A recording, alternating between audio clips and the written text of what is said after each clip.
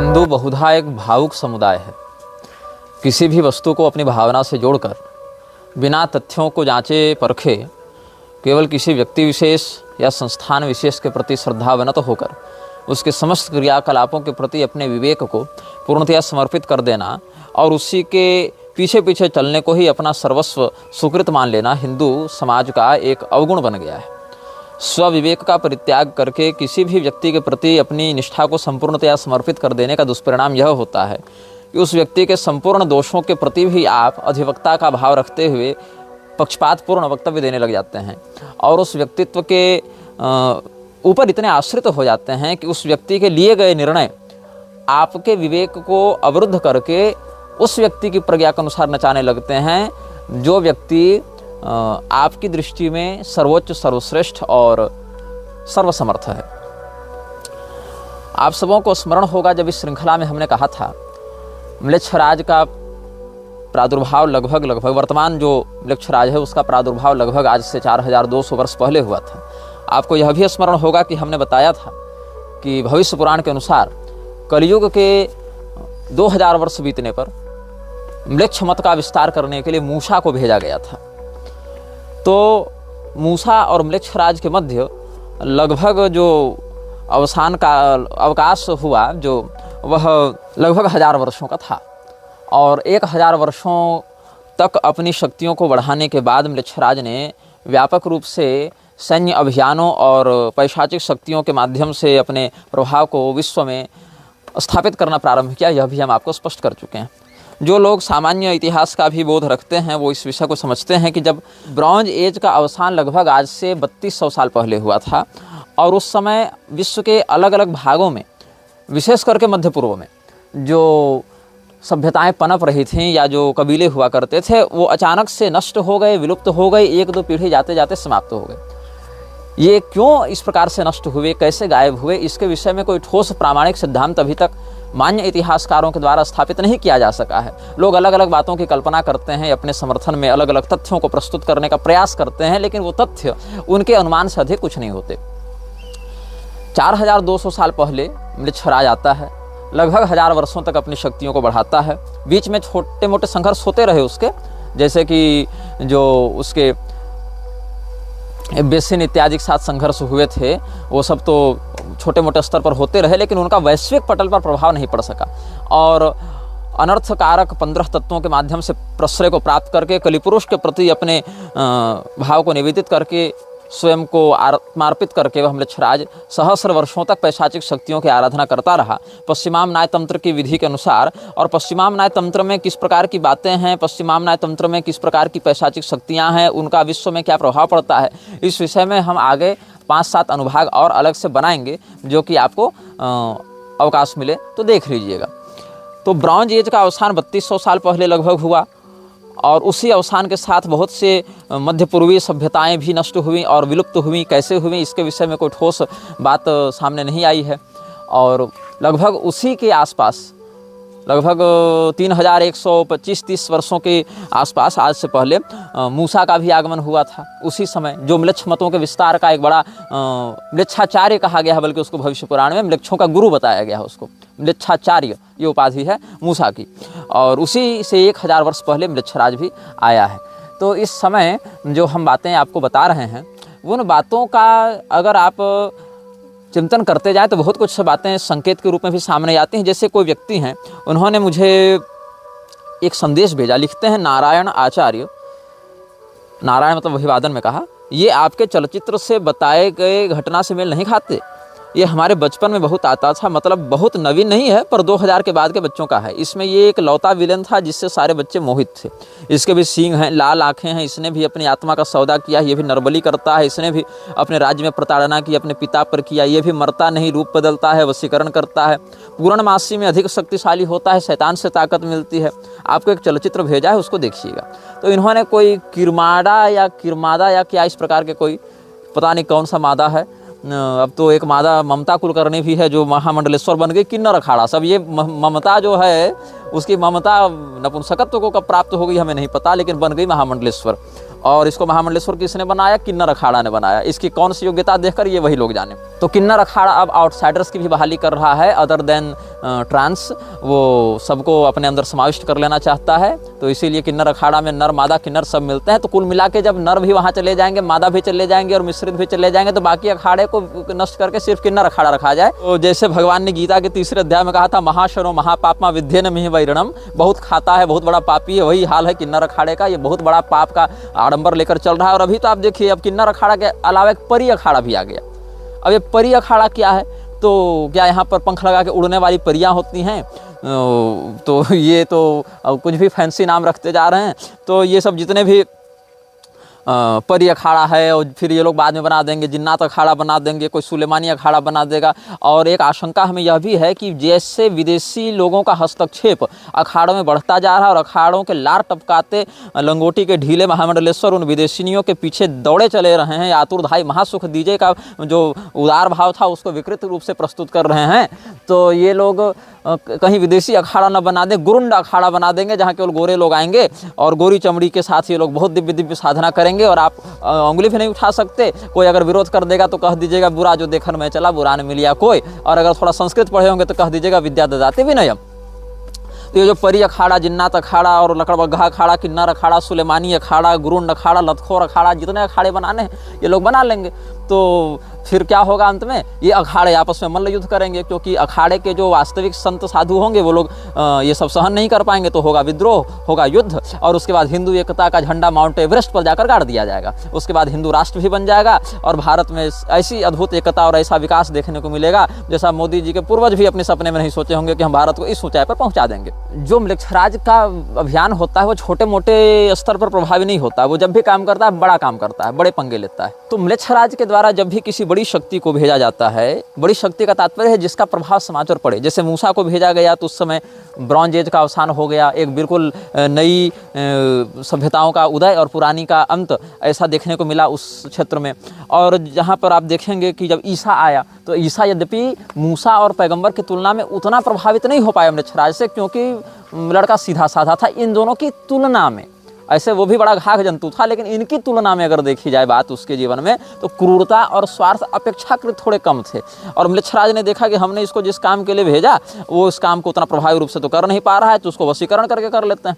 तो इसने कह दिया कि जो मुझे वश में करना चाहता है वो इस संसार पर राज करता है, लेकिन हम उसकी बात नहीं मानेंगे। तो फिर आपको जैसा हमने बुक ऑफ लॉ से पढ़कर बताया था, एलिस्टर क्रॉली को जो हूर पार्क रात के मंत्री ने बताया कि फिर क्रॉस पर लटकवा के और उसकी आंखें बाज के रूप में नोच ली गई थी हूर पार्करात के द्वारा। तो जो म्लेच्छराज है उसने फिर पैगंबर को भेजा। तो म्लेच्छराज ने जब पैगंबर को भेजा उसके बाद विश्व ने आतंकवाद और नरसंहार का एक अद्भुत विभत्स चेहरा देखा और विश्व के बहुत से भाग प्रत्यक्ष रूप से इससे प्रभावित हुए। और फिर इन तीनों को आपस में लड़वाकर उसने नरसंहार का वह स्वाद दिखाया संसार को, जो बहुत लंबे समय से अंतर्राष्ट्रीय स्तर पर ये समाज नहीं देखा था। उसके बाद हूर पार्करात के रूप में स्वयं को प्रस्तुत करते हुए अपने मंत्री के माध्यम से जो एलिस्टर क्रॉली को म्लेच्छराज ने 8, 9, 10 अप्रैल 1904 को काहिरा में जो संदेश दिलवाया था, उसके 123 महीने के बाद विश्व युद्ध प्रारंभ हुआ था और उस समय भी भयंकर नरसंहार हुआ। तो उस विश्व युद्ध में मरने वालों की संख्या जो हमने बताई थी 44 लाख लोग मरे थे और लगभग 84 लाख घायल हुए थे, लगभग 37 लाख लापता हुए थे। ये केवल हारने वाले पक्ष की हमने संख्या बताई थी। यदि आप विजेता पक्ष की बात करेंगे तो वहाँ तो लगभग 55-56 लाख लोग मरे थे और 1 करोड़ 30 लाख लोग लगभग घायल हुए थे। तो मतलब देखें तो दोनों पक्षों को मिला दिया जाए तो यह संख्या 3-4 करोड़ तक पहुंच जाती है जितने लोग युद्ध में सक्रिय रूप से सम्मिलित हुए थे। और लापता सिविलियंस की बात करें, माइग्रेटेड लोगों की बात करें जिनका कोई अता पता नहीं चला, जो कि डॉक्यूमेंटेशन उतना नहीं था उस समय, तकनीक उतनी नहीं थी, लोगों का बायोडाटा जनसांख्यिकी उतनी तगड़े रूप से नहीं प्रस्तुत की जाती थी, बहुत स्थानों पर स्लेवरी भी थी, स्लेव ट्रेडिंग भी थी, तो उनका आंकड़ा उतना स्पष्ट प्राप्त नहीं होता है। लेकिन यह कहना चाहिए कि इतना भयंकर व्यापक रूप से नरसंहार होना और उसकी घोषणा ठीक 123 महीने पहले होना, और इतना ही नहीं परमाणु बम जैसे बड़े विनाशक शस्त्रों का प्रयोग किया जाना और उसका जो दंश है वो आज भी समाज को आतंकित करना, और उसके बाद से केवल हर देश के लिए एक ही लक्ष्य बना देना कि हम अधिक से अधिक विनाश के हथियार पर रिसर्च करें और उसको तैयार करें, ये एक बहुत ही गंभीर और चिंतनीय विषय हो गया है। तो आप अगर जॉन विक सीरीज देखे होंगे तो वहाँ पर एक प्रसंग आता है जब जॉन विक सभी लोगों से लड़ता रहता है और बाद में उत्तरोत्तर ऊपर के अधिकारियों से लड़ता है। कॉन्टिनेंटल में भी जहाँ किसी भी विपक्षी की हत्या करना निषिद्ध था, कॉन्टिनेंटल में भी जाकर मर्डर कर देता है। अंत में उसको हाई टेबल के सामने प्रस्तुत किया जाता है। हाई टेबल के बाप रहते हैं एल्डर साहब, तो एल्डर से वो मिलने जाता है। अब एल्डर क्या है, कोई निश्चित घर में नहीं रहता था। एल्डर जो है वो किसी ऐसे संगठन में, सभा सोसाइटी में एज प्रेसिडेंट उपलब्ध भी नहीं होता था, लोग उसको जानते नहीं थे। लेकिन एल्डर अकेला मिला, उसको रेगिस्तान में मिला, एक तंबू गाड़े हुए था, एक दो नौकर उसके पास थे, कोई बॉडीगार्ड नहीं थे, कोई बड़ी बड़ी मशीनें और तकनीक नहीं थी। वही एल्डर एक रेगिस्तान में उसको मिलता है और उस एल्डर ने केवल एक आदेश दे दिया और उसके नीचे आने वाले सभी जो भी अलग अलग सिंडिकेट्स थे, माफिया थे और बड़े बड़े गून लीडर्स थे, सब के सब उसके सामने नतमस्तक हो गए। और ऐसे देखे तो एल्डर कहाँ था, एक तंबू गाड़ के रेगिस्तान में पड़ा हुआ था और वो वहीं से बैठे बैठे एक सिक्के के दम पर पूरे विश्व के माफिया को नियंत्रित कर रहा था। तो कहीं न कहीं आप मृक्षराज के जीवन से प्रेरित इसको समझ सकते हैं कि मृक्षराज भी ऐसे ही काम करता, अकेला पड़ा रहता है रेगिस्तान में और कभी किसी कुटिया में रह गया, कभी तंबू गाड़ के रह गया, लेकिन वो सामने आता नहीं उस रूप में, लेकिन उसकी हैसियत वह है, उसका प्रभाव वह है कि लोग विवश हो जाते हैं उसके सिंडिकेट वाले कि उसकी बात माने और अपरिहार्य रूप से उसको अविलंब लागू करें। तो जितने भी प्रकार के उपद्रव संसार में हो रहे हैं उनमें प्रत्यक्ष या परोक्ष रूप से उसकी संलिप्तता कहीं न कहीं प्राप्त हो जाती है।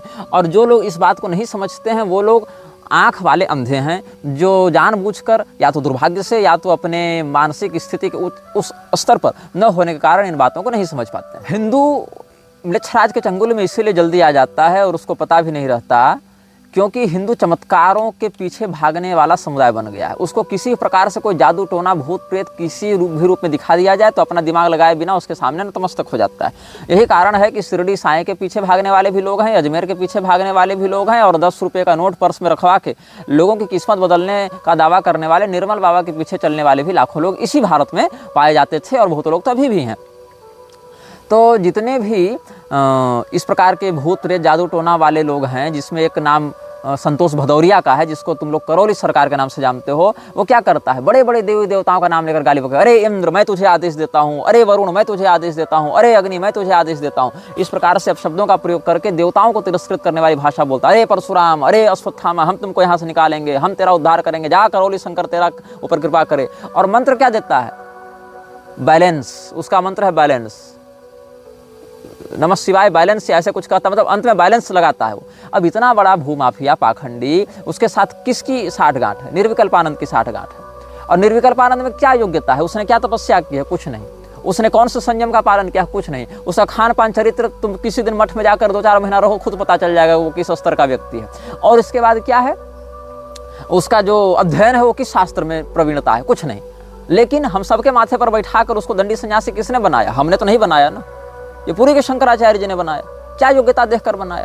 तो कहीं न कहीं उनके ऊपर इस प्रकार का आंतरिक दबाव स्पष्ट रूप से है कि अयोग्यों को भी प्रश्रय वो दे रहे हैं, चाहे तो जानबूझकर चाहे तो विवश होकर। और कहीं न कहीं यह भी समझना चाहिए कि जो व्यक्ति ये दावा करते हैं कि मैं तीसरी आंख खोल दूं तो सब भस्म हो जाए, इस प्रकार की बहुत सी बातें वो कह चुके हैं।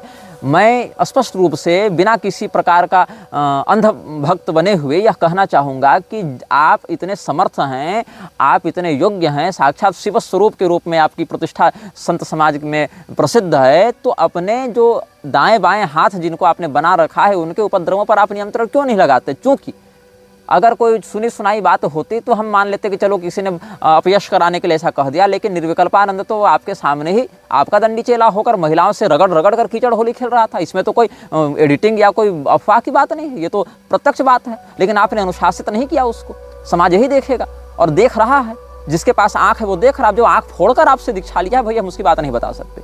यही कारण है कि आपके जो चेले निग्रहाचार्य केवल भगवान है, इस प्रकार वाले वक्तव्य को केवल प्रसारित ही नहीं कर रहे थे, बल्कि आधिकारिक रूप से बैनर बनाकर इसको प्रसारित किया गया, गोवर्धन मठ का लोगो लगाकर। वही नालायक म्लेच्छराज वाले विषय पर क्यों नहीं बैनर लगाकर लिख रहे हैं, आपका फोटो लगाकर कि म्लेच्छराज भविष्य में होने वाले भीषण नरसंहार की योजना का पात्र है, ऐसा जो आपने वक्तव्य दिया उसको क्यों प्रचारित नहीं कर रहे?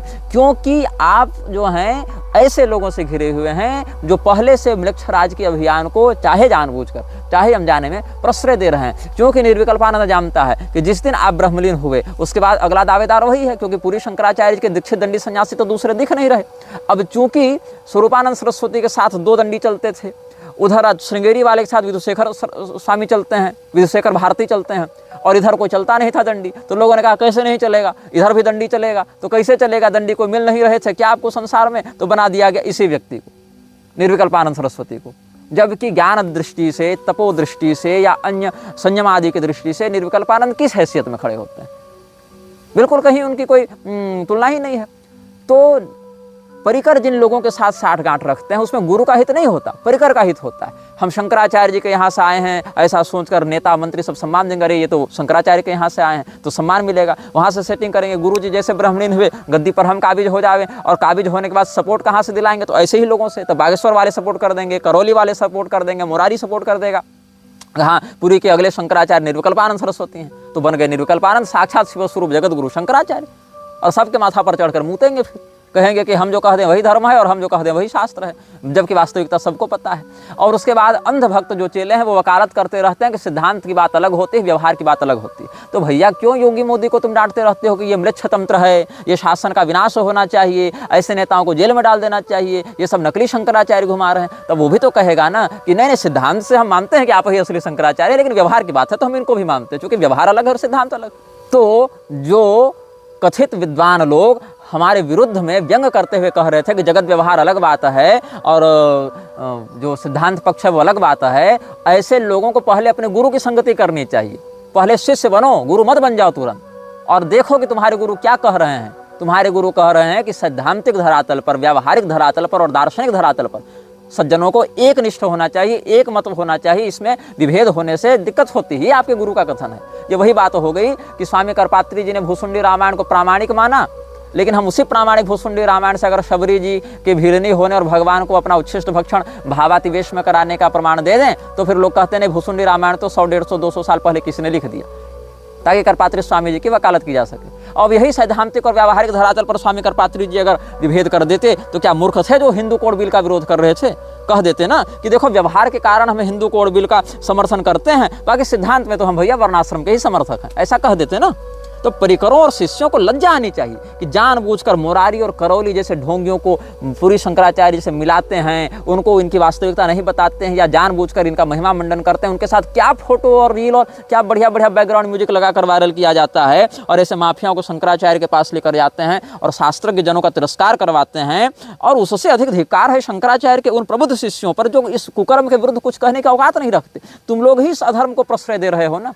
प्रारंभ में अगर तुमने इस प्रकार के कुकर्मों के विरुद्ध मुखर होकर आवाज उठाई होती कि गलत हो रहा है, तब देखते कैसे संक्रमण फैलता, लेकिन नहीं। यहाँ पर तो गुरु की चापलूसी करने से फुर्सत नहीं है।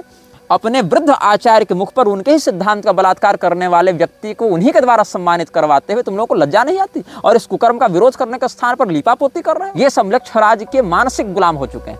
बाहर से उसके अस्तित्व को माने या न माने, कोई अगर कहे कि हम उसके गुलाम नहीं हैं, फिर भी मानसिक रूप से वो उसी का गुलाम बनकर उसके ही कुकर्म को प्रश्रय दे रहा है। मनस्येकम वचस्येकम कर्मण्येकम महात्मनाम, मनस्संयत वचस्संयत कर्मण्यन्यत दुरात्मनाम। ये दुरात्मा और महात्मा के भेद में शास्त्र कहते हैं कि मन वाणी क्रिया से जो एक हो वह महात्मा होता है, जिसमें इस प्रकार का वैषम्य देखे जाने को मिले वह दुरात्मा होता है। तो ये लोग कहते हैं कि ऐसे ऐसे लोग से अगर सैद्धांतिक मतभेद भी हो जाए तो भी हम उनसे मुंह फुलाकर थोड़े रहेंगे, उनसे तो हम उत्सवों में, हमारे उत्सवों में वही शोभा का काम करेंगे, उनसे हमारा काम निकलता है। तो अगर उत्सवों की शोभा बढ़ाने और काम निकालने हेतु दुष्टों का समादर करने के बाद आक्षेप की वकालत करने में स्वयं को सिद्धांतनिष्ठ दिखाना है, तो ये तो फिर अलग लेवल की प्रतिभा है तुम्हारी। फिर किस अधिकार से तुम लोग बाकी लोगों को गाली देते हो कि तुम वर्णाश्रम का विरोध कर रहे हो? वो तो कहेगा कि व्यवहार में हम मानते हैं कि विधवा विवाह कर लेना चाहिए, बाकी सिद्धांत से हम विरोध करते हैं विधवा विवाह का। ये वही बात हो गई। राम मंदिर प्रकरण में सिद्धांत से कुछ और मान रही थी सरकार और व्यवहार से कुछ और मान रही थी, तो काहे बिलबिला रहे थे तुम लोग? बताओ। सिद्धांत निष्ठ व्यवहार कुशल जन भी तो बन सकते हो कि सिद्धांत विरोधी व्यवहार कुशल बनना है? तो अगर तुम लोग सिद्धांत निष्ठ होते तो सिद्धांत के आधार पर व्यवहार करते। जैसे हमने जिन जिन बिंदुओं पर पूरी शंकराचार्य का समर्थन किया उन बिंदुओं को भी समाज में प्रसारित करते। भाई सिद्धांत की बात है, वहाँ प्रसारित करेंगे। लेकिन किया क्या, शंकराचार्य जी के साथ हम खड़े दिखते हैं अनेक बिंदुओं पर, लेकिन हमारे साथ शंकराचार्य के ये कथित मानसी से खड़े नहीं दिखते, तब नहीं दिखेंगे। और ये लोग चाहते हैं कि सब लोग सार्वभौम जगत गुरु के छत्र छाया के तले आ जावें, और उसमें भी केवल हमारे पीठ वाले के तले आ जावें। बाकी चारों का हाल वही है, और चारों के विषय में हम समयानुसार अलग अलग बातें कर चुके हैं। हमने तो शंकराचार्य जी का कई बार मुखर समर्थन किया ऐसे शास्त्रीय विषयों पर, लेकिन राजेंद्र दास ने शास्त्रीय विषयों पर कितनी बार समर्थन किया नाम लेकर पूरी शंकराचार्य का, शासन के विरुद्ध टकराते हुए। प्रेमानंद बाबा ने कितनी बार किया, मुरारी ने कितनी बार किया, शासन से टकराते हुए शंकराचार्य का समर्थन करना कितनी बार इन्होंने किया। लेकिन इनके साथ फोटो वीडियो और इनके बयानों को आधिकारिक रूप से प्रसारित करते हैं पूरी के परिकर, लेकिन हमारे विषय में जो शास्त्रीय सिद्धांत निष्ठ बात है उसको नहीं करते। तो ये विशुद्ध अवसरवादिता है तुम्हारी, और अपने गुरु के भी तुम सगे नहीं हो, क्योंकि अपने गुरु की कथनी का बलात्कार करने के ही कारण तुम लोगों ने आज तक मलेच्छराज वाले विषय पर अपने गुरु की बात का वैसा प्रसारण नहीं किया जैसा किया जाना चाहिए, क्योंकि वहाँ तुमको मतलब नहीं है, टीआरपी नहीं है, बल्कि तुमको ये भय है कि अगर ये बात प्रसारित कर दें तो निग्रहाचार्य की प्रामाणिकता बढ़ेगी संसार में। इसीलिए तुमको अपने गुरु की भी बातों को स्वयं से फिल्टर करना है कि हम तय करेंगे कि मेरे गुरु की कौन सी बात समाज में जाएगी और कौन सी बात नहीं जाएगी। तो ये अवसरवादिता है, ये तुम्हारी सिद्धांत निष्ठा नहीं है। म्लेच्छराज की रणनीतियों का आकलन ऐसे किया जा सकता है, ये लोग सदैव अपनी संख्या को कम दिखाते हैं, जैसे हम छोटी हों, कमज़ोर हों और हमारी टुकड़ी में अधिक सैनिक या अधिक संसाधन नहीं है। इस प्रकार से ये लोग अपने सैन्य बल को बहुत ही अधिक कम, मतलब अगर 100 सैनिक हैं तो उसको 20-25 ऐसे दिखाएंगे। इस प्रकार से अपने शत्रु के मन में अपनी सेना की सही स्थिति को न बताया जा सके, इस प्रकार का छल दिखाते हैं। चीन में एक बार ऐसी बात हुई थी जब कुछ विद्रोहियों ने किसी राजा के विरुद्ध विद्रोह किया था, और वहाँ पर राजा ने उन सबों को रेगिस्तान में घेर रखा था, और रेगिस्तान में चूंकि राजा की सेना के द्वारा वो विद्रोही घेर लिए गए थे, विद्रोहियों की संख्या थोड़ी कम थी, राजा की सेना बड़ी थी, उसके पास संसाधन थे, उसके पास रसद पानी खाद्यान्न थे। तो उस स्थिति में जब रेगिस्तान में इन सैनिकों के पास, विद्रोहियों के पास भोजन इत्यादि नहीं बचा और ये भूखों मरने के लिए विवश हो गए, इनका पूरा का पूरा जो मनोबल था वो टूटने लगा, उसी समय इन्होंने देखा कि पीछे से रेत का बवंडर आ रहा है। अब रेत का बवंडर अगर रेगिस्तान में उठे तो इसको निश्चित रूप से वो मौत आ रही है, ऐसा देख रहे थे। लेकिन जो उनका नायक था उसने कहा कि देखो, हमारे शत्रुओं को हमारे घिरे होने की स्थिति का तो पता है, लेकिन ये नहीं पता है कि वास्तव में हम बचे कितने हैं, मतलब हमारी सेना में, हमारे विद्रोहियों में कितने लोग मर गए हैं और कितने लोग बचे हैं, ये उसे नहीं पता है। तो ये जो बवंडर जो हमारी ओर बढ़ता चला रहा है, इसी का आश्रय लेकर हम इसी की आड़ में अपने सैनिकों के साथ राजा के सैनिकों पर आक्रमण कर दें, तो धूल के कारण ये लोग घबराए हुए रहेंगे, इनको पता नहीं चलेगा किधर से कौन मार रहा है, क्या कर रहा है। तो सेना इनकी छोटी थी, लेकिन बवंडर का आश्रय लेने से धूल के गुबार में छिपकर इन्होंने हमला किया, तो इनका एक सैनिक 10-10 सैनिकों पर भारी पड़ा। तो यहाँ पर प्राकृतिक संसाधनों का प्रयोग करके इन्होंने अपनी पराजय को विजय में परिवर्तित कर दिया। और ये बहुत बड़ा एक फैक्टर है म्लेच्छराज की रणनीति में कि हम प्रकृति को अपने युद्ध में सहयोगी बना लें। पानीपत का जो तृतीय युद्ध था, जो कि ये लोग हार गए थे मराठे, वो क्यों हारे थे? क्योंकि इन्होंने प्रकृति की स्थिति का सही आकलन उस समय नहीं किया था, और म्लेच्छों ने किया था। तो जो पानी ऊपर से बरसा, उसके कारण ये भूमि वो दलदली हो गई, कीचड़ वहाँ बढ़ गया, इसके कारण लड़ने में इनको असुविधा हुई और ये घेर कर मार दिए गए। तो यहाँ प्रकृति को अपना सहयोगी बनाना है, विरोधी नहीं बनाना है। ये प्रकृति के अनुरूप चलने का सिद्धांत म्लेच्छराज का रहा है। और अपनी सेना को बड़ा कम दिखाने का जो है, वहाँ पर भी एक विद्रोहियों की बात इतिहास में आती है, जहाँ पर जो विद्रोही राज्य था और जो सत्ताधारी दल था, दोनों के मध्य जब संघर्ष हुआ तो विद्रोहियों की जो बदनामी थी वो कायर होने के कारण थी। तो उन्होंने कहा हम अपनी बदनामी को ही अपनी ताकत बनाएंगे, हम अपनी शक्ति बनाएंगे। तो उसने क्या किया, जब राजा के लोग, चूँकि ये लोग ज़मीन के नीचे थे और राजा की सेना ऊपर थी, तो जब राजा के लोग ऊपर से रेकी करने का विचार किए तो रात्रि को इन्होंने 1 लाख मसालें जलाई।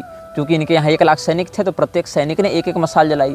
उसके बाद राजा ने सोचा कि अच्छा इनके पास 1 लाख सैनिक हैं, तो हम इन पर किस प्रकार की योजना से आक्रमण करें कि हम विजयी हों। अगले दिन राजा जब योजना बना रहा था तो 50,000 ही मसाल जलाई गई।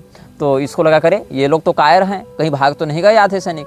तो थोड़ा और हम देख लें कि क्या स्थिति है, थोड़ी और प्रतीक्षा कर लें। और अंत में तीसरे दिन केवल 25,000 मसालें जलाई गईं और चौथे दिन मसाले ही नहीं जलाई गईं। सैनिक उतने ही थे, लेकिन रात्रि को जलने वाले मसालों से राजा को ये भ्रम हो गया कि ये लोग धीरे धीरे करके भाग रहे हैं। और अंत में एक सकरी घाटी में जाकर विद्रोहियों ने अपनी सेना को छिपा दिया। तो अगले दिन सुबह राजा ने देखा तंबू खाली है और सब भाग गए हैं यहाँ से। तो वहाँ पर एक वृक्ष के पास जाकर विद्रोहियों के नायक ने उसकी खाल उतरवा कर कुछ लिखवा दिया।